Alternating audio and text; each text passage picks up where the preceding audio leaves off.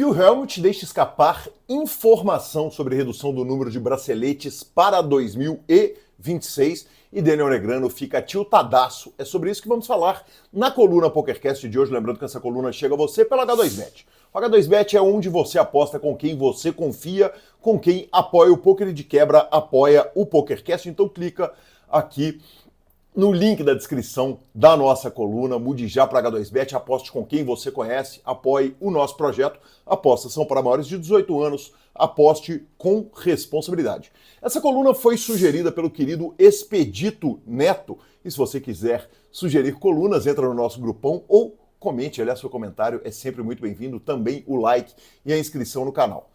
Essa é uma discussão que eu venho tendo com o Marcelo Lanza ao longo dos anos, desde que a gente começou no PokerCast. A gente começou o primeiro episódio lá em 2008 e naquele ano foram distribuídos 55 braceletes em Las Vegas e mais 4 na Europa, totalizando um total de 59 braceletes. E em 2024, a WSOP distribuiu, somando todos os eventos ao vivo e mais os eventos online, mais de 240 braceletes. O que aconteceu de fato para gerar aqui essa coluna?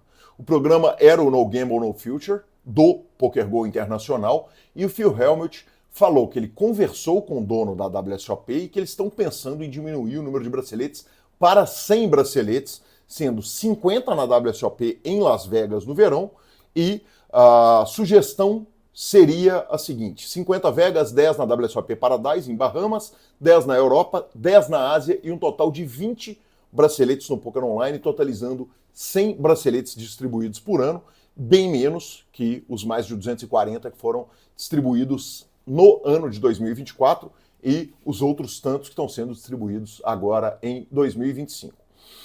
O Daniel Negreanu respondeu ao Phil Hellmuth muito putaço, muito tiltado, falando o seguinte: se você quiser vazar um segredo, conte esse segredo para o Phil Hellmuth. Daniel Negreanu, a gente sabe, ele, além de ser um super embaixador do poker, ele sempre foi a voz dos jogadores na conversa entre os players e a WSOP, e além disso, ele é um jogador patrocinado pela GG Poker, que agora, mais recentemente, comprou a WSOP. Então, é um indicativo de que o Phil Hellmuth falou é muito verdade, afinal de contas, ele está enfiado no meio da história inteira. Ele ainda disse que os eventos da WSOP.com são uma verdadeira vergonha, e todas as minhas opiniões vão lá no final da coluna, e ele gostaria de ver os braceletes cortados a 150, deixando Las Vegas como está. Quer dizer, o verão lá em Las Vegas, aquela WSOP como está. Lembrando, esse ano foram distribuídos lá 100 braceletes no poker ao vivo. E aí a gente chega muito rapidamente nessa curta coluna às opiniões. Primeiro, é óbvio, nós já falamos em outras colunas e múltiplas vezes no PokerCast que quanto mais braceletes são distribuídos, menor vai ser o valor de um bracelete. Basicamente, isso é igual moeda, né? Quanto mais você imprime moeda, menor é o valor daquela moeda, e quanto mais gente tem um item menos cobiçado, ele passa a ser. Quanto mais raro ele é, maior vai ser a cobiça. É claro que o Phil Hellmuth tem um grande interesse numa curta distribuição de braceletes, afinal de contas, ele é o líder isolado, ele é o dono do maior número de braceletes e ele não quer, evidentemente, ser alcançado tão cedo, e é difícil realmente a gente imaginar que tão cedo alguém vai alcançá-lo. Mas isso não tira a razão de Phil Hellmuth nessa discussão da GG Poker do Daniel Negreanu. Eu, muito honestamente, não sei qual é o número mágico para a gente ter de braceletes em um ano, mas eu concordo com o Daniel Negreanu que o verão na WSOP, os braceletes da Super WSOP lá em Las Vegas, a gente pode deixar como estão. Eu acho que aqueles 100 de lá podem tranquilamente ser distribuídos. Concordo também com o Negreanu que os braceletes da WSOP.com, que atendem só a fields da América do Norte, aqueles fields limitadíssimos, são uma coisa bem ridículas. É um absurdo que a WSOP distribua aqueles braceletes para pools tão pequenos e tecnicamente tão fracos. E um dos argumentos que o Phil Hellmuth usou, inclusive que envolve um jogador brasileiro, eu preciso concordar também. O torneio que o Sean Dib ganhou sobre Iago Savino na WSOP Europa este ano, claro que a gente ia comemorar uma barbaridade se o nosso craque Iago tivesse ganho o bracelete, mas foi um torneio de 25 mil euros, ou seja, tem torneios muito mais caros que esse na WSOP norte-americana e na WSOP Paradise, isso é um buy-in que vai ser o padrão, buy-in de main event, e lá na Europa o Shondib ganha o bracelete disputando com apenas 37 adversários. O pool total foi de 38.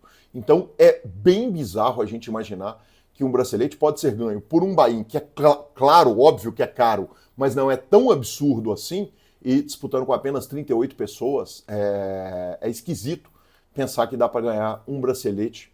Claro, também tem que se considerar a qualidade dos jogadores que vão a Rosvadov para disputar um 25K, mas com tão poucos adversários. Vale lembrar também que a WSOP Europa vai sair de Rosvadov, então a tendência é crescer, ou seja, tem que se pensar nisso com muito carinho e fazer essa conta com muito jeito. E por último, mas não menos importante, pelo amor de Deus, GG, eu sei que a gente está falando em reduzir o número de braceletes, mas os Mixed Games precisam urgente entrar na conta dos braceletes online. Se a gente vai ter WSOP online, é importante que pelo menos alguns poucos braceletes sejam distribuídos para além de Texas Hold'em e Pot Limit Omaha. Aqui eu vou fechando a nossa coluna, lembrando que ela é trazida a você pela H2Bet. H2Bet é onde você aposta com quem você conhece. Corra para a H2Bet, faça a sua aposta. Está na hora de mudar para apostar com quem acredita no poker, com quem apoia o poker e com quem apoia o PokerCast. Você apoia o PokerCast clicando aqui no nosso link. Vamos que vamos, crie sua conta. Apostas são para maiores de 18 anos. Aposte com responsabilidade e te vejo na próxima coluna. Valeu!